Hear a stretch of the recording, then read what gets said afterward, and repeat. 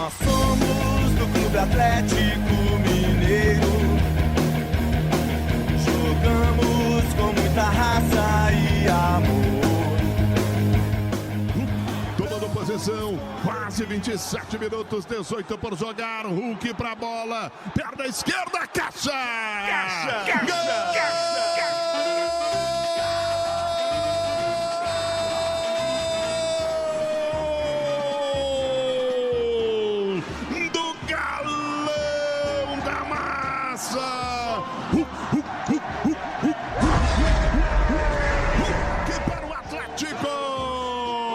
Keno dominou para a perna direita, caixa! Keno!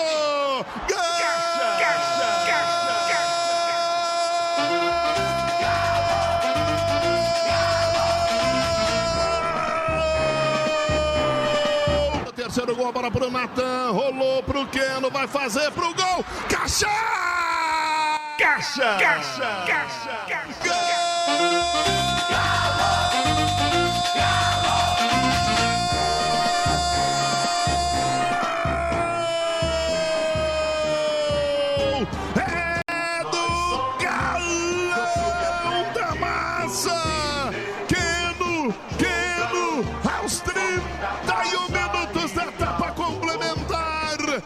Recebeu, ajeitou na meia-lua da grande área, enfiou um balaço inapelável, a bola vai pro fundo do barbante. Pode ser o gol do título, pode ser o gol do título. Aos 31 minutos da etapa complementar na boa terra. É gol do Galo na Fonte Nova, é gol do Galo na Fonte Nova, é o terceiro no vira-virou, no vira-virou. Pode ser o gol do título, apitar o árbitro, 50 anos depois, batendo na trave, sendo vice 5 vezes. O Galão da Massa vem pra fazer a festa da apaixonada torcida atleticana. O Galão da Massa é bicampeão brasileiro, 50 anos depois. E hoje é de novo dia de festa. Hoje é de novo dia de festa. É festa na terra, é festa no céu. Muita gente. Essa é a emoção do narrador, a emoção do atleticano, a emoção do Fabiano, que é o menino que trabalha com a gente aqui, Rodrigo. Nossa, você não sabe a felicidade dele, o tanto que esse menino chorou de ser campeão brasileiro. Tô vendo o seu currículo aqui, que eu já falei várias vezes, eu não sei se esse é o primeiro título brasileiro seu, né? Porque eu não sei se é o primeiro título seu. É o segundo. Aí você foi no Flamengo, né? No Fluminense. No Fluminense. 2012. 2012. Então, a verdade, a gente conversou há um mês atrás, esse título eu acho que vem coroar, independentemente da Libertadores, campeão do mundo, campeão mineiro, campeão da Copa do Brasil. Esse é um título que o torcedor atleticano merecia. E todos vocês que trabalham, mas eu acho que mais o torcedor por essa meio século de um clube tão fenomenal como esse. Meu querido Rodrigo Caetano, maravilhoso.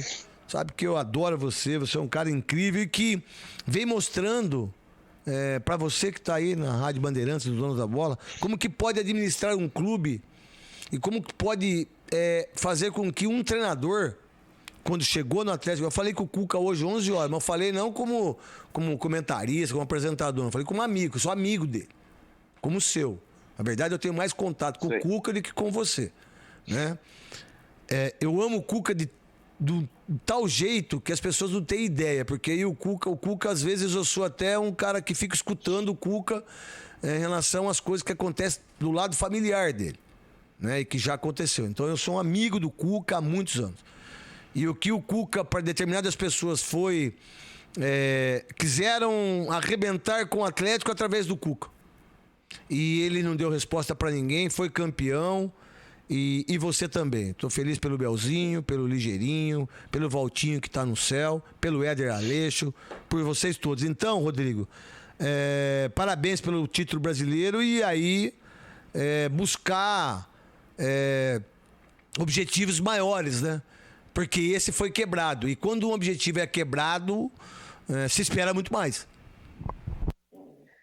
Ô Neto, obrigado pela oportunidade. De novo, eu não repito aqui que sou teu fã não só de hoje, mas já de muito tempo, quando ainda nos enfrentamos até dentro do campo, né? De lá para cá, cada vez que eu vejo você falar, eu vejo realmente que os atletas de futebol se sentem representados, né, por você. Então, os atletas e principalmente os ex-atletas. Cara, você não tem noção, assim, o que foi de ontem para hoje. É a primeira vez que eu tô falando, assim, e não podia jamais negar o convite de estar participando contigo, porque foi tudo muito emocionante. Você passou pelo clube e você sabe muito bem o quanto essa torcida é apaixonada e sofrida ao mesmo tempo, né? Então, a massa atleticana, ela se caracteriza por isso. E ontem, se tivéssemos, assim, como mostrar para aqueles torcedores que não puderam ir às ruas, as manifestações de carinho, principalmente, assim, a palavra que eu mais ouvi foi muito obrigado. Então, quem tem que agradecer somos nós, né, profissionais que trabalhamos no clube, por ter eles do nosso lado. E são poucas as torcidas que agradecem os profissionais, os atletas e diretoria, assim como eles fizeram. Mas, na verdade, nós é que temos esse sentimento de gratidão. E foi tudo muito emocionante. Eu acho que foi tudo no enredo que imaginávamos.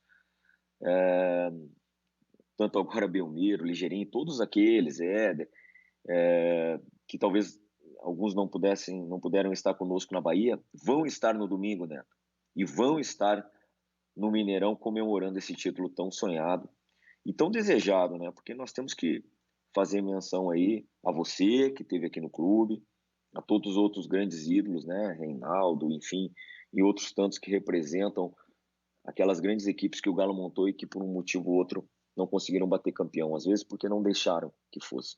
Então, esses caras são merecedores dessa comemoração e desse título.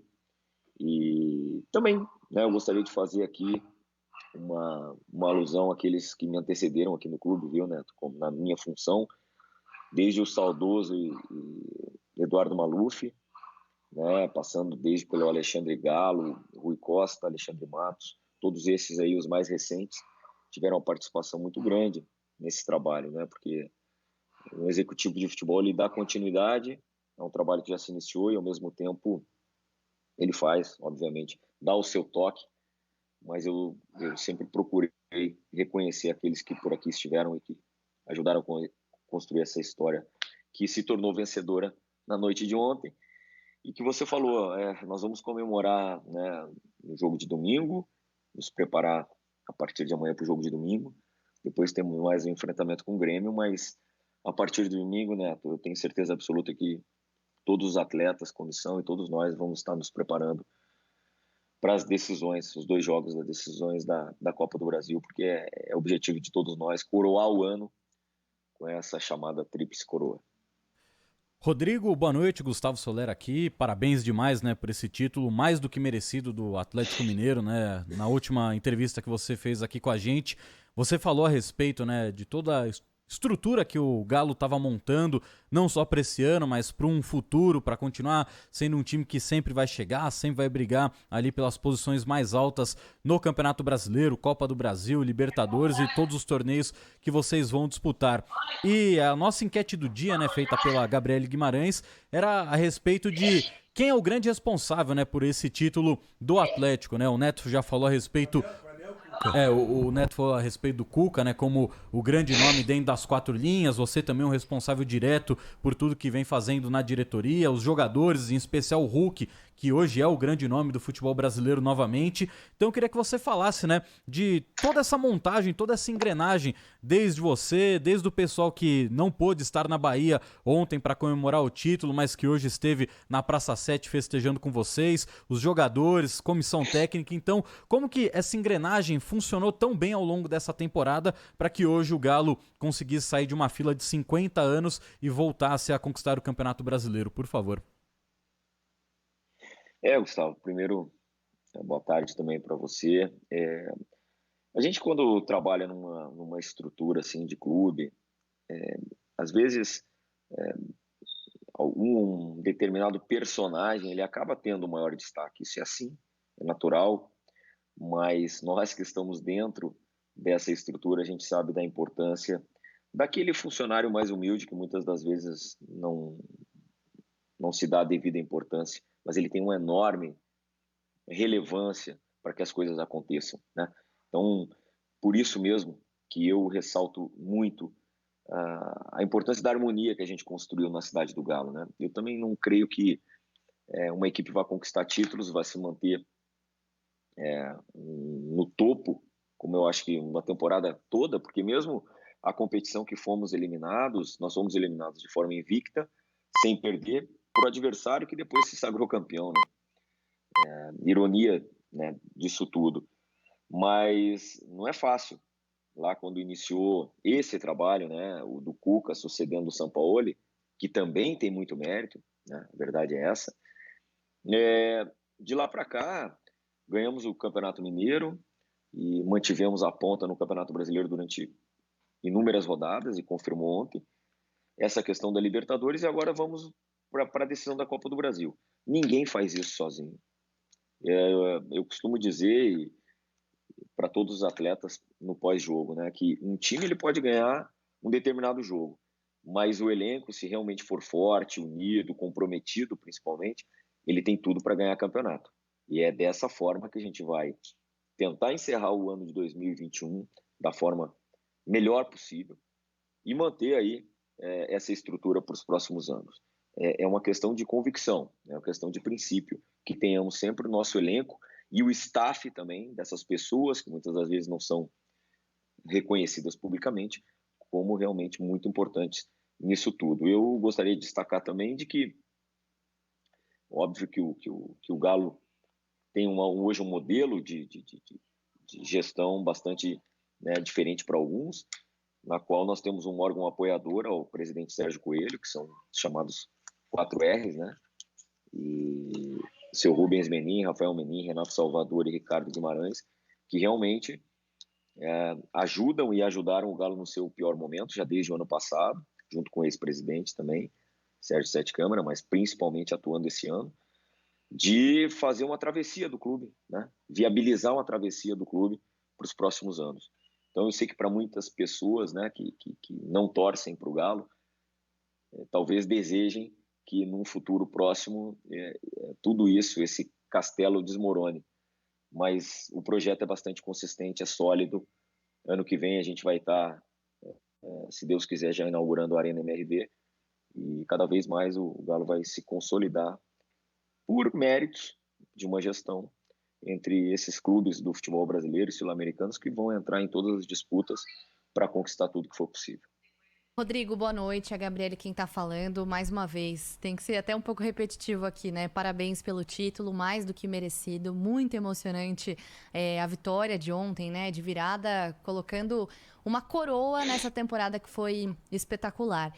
A minha pergunta, você vinha falando sobre a importância de todo mundo nesse processo, sobre os investimentos. Muito se fala, ou tem se falado nos últimos anos, sobre 3 clubes que muito provavelmente vão se sobressair, né, nas próximas temporadas, por algum tempo, pelo menos na minha opinião.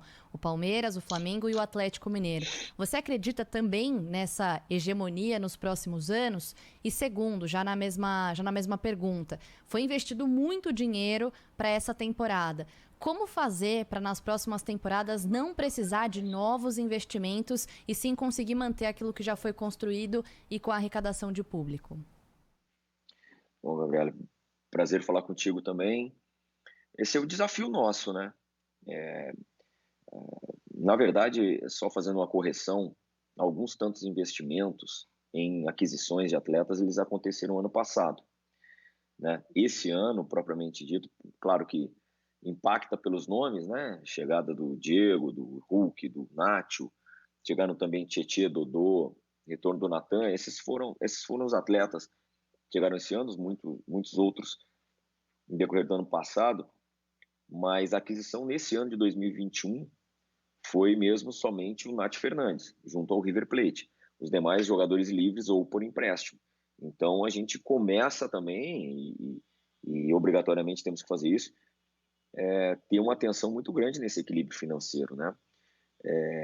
Nós não vamos fugir da necessidade de vender atletas, nós não vamos também fugir por uma questão também de princípio e principalmente de filosofia, de utilizar jogadores mais jovens na equipe principal, não tem jeito, mas o Galo, sempre que tiver uma ótima oportunidade, uma boa oportunidade de mercado, ele vai estar disputando, sim, com os grandes clubes do futebol sul-americano para ter os melhores jogadores aqui conosco. Isso não tem a menor dúvida. Se isso vai nos trazer uma hegemonia, é difícil afirmar a nível de futebol. Às vezes você faz investimentos e passa uma temporada e não conquista nada, né? Mas se você estiver no topo, disputando, né, as competições em condições de vencê-las, poxa, uma hora você vai ganhar.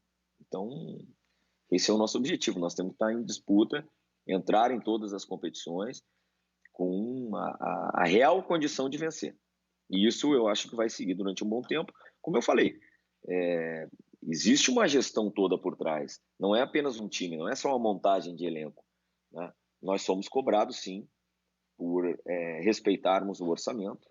E eu espero que agora, tomara Deus, o mercado voltando a estar aquecido, a gente também consiga atingir a receita com venda de atletas que é necessária para todo e qualquer clube brasileiro. Rodrigo, sim, não é nem uma pergunta, mas uma visão minha mesmo. Eu não achava que o Hulk era tudo esse jogador. Eu não achava que ele era craque assim. Porque eu fiquei com a imagem de 2014, da Copa do Mundo, porque eu não acompanhei ele no Zenit, eu não acompanhei ele na China. Desculpa. Muitos não acompanharam ele na China, no Zenit da Rússia, né? No Porto eu acompanhei, mas aí fez muito tempo. Cara, eu achava que ele era um jogador e hoje eu tenho, assim, uma certa... Porque quando as pessoas começaram a julgá-lo, eu não falo de família, não falo de mulher, não falo de filho, não falo de ninguém, velho. Falo de bola. E quem eu acho ladrão é ladrão. Quem é vagabundo pra mim. Mas quem é bom, e que a maioria das pessoas são boas, né? E aí quando começaram a julgá-lo, eu não tinha contato com ele. Eu entrei no Instagram dele e comecei a conversar com ele. Numa boa, sabe? Porque as pessoas começaram a julgá-lo de uma maneira como se ele fosse o Judas, né? E esse cara veio, meu... E eu não sabia que ele tinha habilidade, eu não sabia que ele era tão veloz do jeito que ele é. E também não sabia que ele tinha uma liderança, mas não de falar muito, mas uma liderança de força. Você acaba o jogo, o cara tá lá dentro do gelo, fazendo gelo.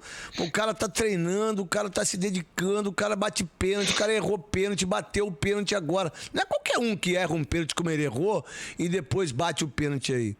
Vocês tinham ideia mesmo que ele era esse jogadorzaço mesmo aí, que é o melhor jogador do Brasil? Ou foi a necessidade que o trouxe também? Porque aí as duas coisas se unem, né, meu? Olha, Neto, assim, o Hulk, por onde ele passou, ele foi protagonista, né? É que talvez os mercados, né, onde ele jogou, como você falou, talvez tenha aparecido mais no Porto. Porque ele sempre teve uma grande minutagem, ele sempre jogou quase todos os jogos. Ele é um cara que tem um baixíssimo índice de lesões e um altíssimo nível de gols também, por onde passou, nas ligas onde passou, ele sempre foi destaque. Mas como eu falei, talvez ele não tenha, excetuando o Porto, né? Depois um pouco o Zenit, né? Mas ele talvez não tenha jogado uma outra grande liga além, né, da liga portuguesa. Então isso muitas vezes não tenha passado para nós todos aqui brasileiros o quanto ele tem de potencial. Sai muito cedo do Brasil também. Mas ele tem tudo isso. Ele tem velocidade, ele tem finalização, chute potente, ele é inteligente, ele serve. Se você for ver, além dos gols, ele também teve um grande número de assistências, né, em todo o Campeonato Brasileiro. Mas eu gostaria de destacar, Neto, já que você conversa com ele, que além de tudo isso, ele é uma grande figura humana, né?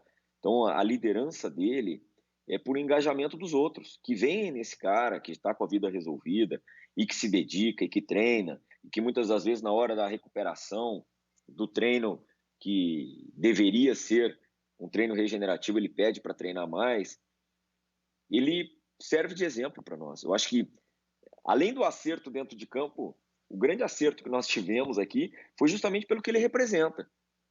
Porque lá na Cidade do Galo, que você creio que conheça, tem uma integração com as categorias de base, né? Porque todos treinam lá. Então você vê aqueles meninos ali de 10, 11, 13, 14 anos vendo o Hulk e Diego, Arana, enfim, todos aqueles, né, que hoje compõem esse elenco campeão, Pô, isso serve de inspiração, cara. Isso serve principalmente de exemplo positivo.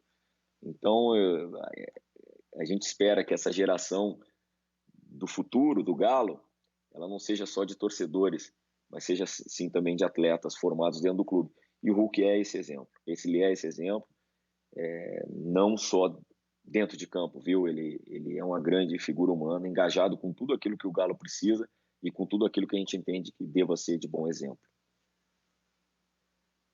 Rodrigo, agora para falar, né, a respeito dessa reta final de temporada, porque o Campeonato Brasileiro vocês já conquistaram, agora tem a Copa do Brasil pela frente, a gente sabe, né, que hoje a festa foi mais do que merecida, né, os jogadores ficando ali até o início da manhã comemorando com os torcedores. É um relato pessoal, porque no confronto contra o Palmeiras no Allianz Parque, por causa da ligação entre as duas torcidas, muitos torcedores do Atlético fizeram questão de irem ao Allianz Parque, porque era um jogo importante nessa caminhada rumo ao título do Atlético. E ali, antes da gente iniciar a jornada, né, tendo contato, chegando próximo ao estádio, muitos torcedores do Atlético ali conversando com torcedores do Palmeiras, eu perguntei para um deles, né, Fê, e aí, como é que tá a emoção de conquistar o título? E ele falou, pô, meu pai não viu, porque o pai dele tinha 45 anos, ele tinha 20 e poucos anos, ele falou, o último que viu foi o meu avô, que infelizmente não está mais vivo. Então, o presente dele naquele momento tinha sido levar o pai dele ao Allianz, e ele está fazendo questão de todo jogo acompanhar o Atlético até o momento que vocês fossem conquistar esse título. E é mais um título que o Atlético conquista com o Cuca no comando técnico. Na Copa do Brasil pode ser mais um título. E eu queria perguntar, se hoje a gente pode afirmar, o Cuca é o maior técnico da história do Galo? Ele, sem dúvida nenhuma, está entre os mais importantes, né, Gustavo? É difícil falar de história, né? Porque que ele é hoje o que mais conquistou os títulos mais importantes do clube, sem dúvida nenhuma, né? Isso ele é o número um. Mas quando a gente fala em ídolos, cara, o torcedor ele sempre tem um espaço no coração, na memória, para os ídolos e pelas pessoas que colaboraram com o clube no passado, né? Então, assim, se não fosse assim, certamente os clubes não teriam história. E o Galo é muito disso. O Galo reconheceu e reconhece os seus ídolos dentro e fora de campo, daqueles tantos títulos que escaparam ou que não foram, ou que não deixaram que o Galo conquistasse, né? É que eu poderia te citar inúmeros. Mas, enfim, então é difícil. Eu acho que tem espaço para todo e qualquer tipo de reconhecimento, né, a nível daqueles que realmente fizeram a diferença e fizeram a história do Galo.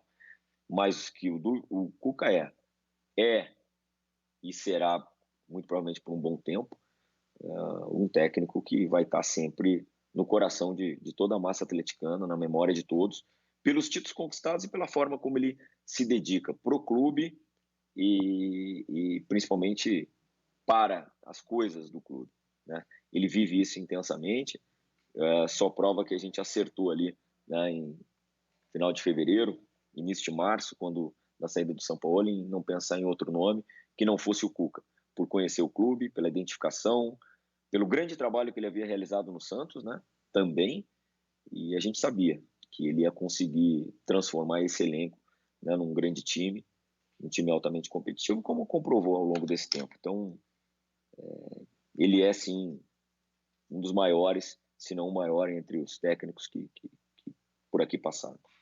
O Cuca é muito protagonista. Rodrigo, para finalizar da minha parte, contratações, né, para o ano que vem. Vocês pensam em alguma coisa? Já começam a planejar essa temporada 2022? Sei que o elenco é primoroso, já é excelente, mas já existe algum pensamento, alguma negociação nesse sentido de contratação para a próxima temporada? Não, assim, é óbvio que nosso planejamento ele existe, até mesmo o Cuca, pelo foco nas competições, a gente ainda não sentou para detalhar bem o que nós realmente podemos melhorar para o próximo ano, né? Não é porque estamos ganhando ou temos até a chance de ganhar mais um título que a gente vai achar que tudo é lindo, maravilhoso. A gente pode e deve melhorar sempre. Mas sabedores de que o clube tem as limitações, né? Não entendam que aqui existe recursos sobrando e que não existe um orçamento no qual nós temos que respeitar e seguir. Todos vocês sabem, nós temos jogadores emprestados aí que realmente devem fazer parte do elenco do próximo ano, no caso dos 2 que estão no Juventude, o Guilherme Castilho e o Vitor Mendes. E temos também um acordo pré-contrato com outro atleta que ainda está atuando por uma outra equipe no Campeonato Brasileiro, então prefiro não oficializar. E agora é uma questão de planejamento mesmo, né?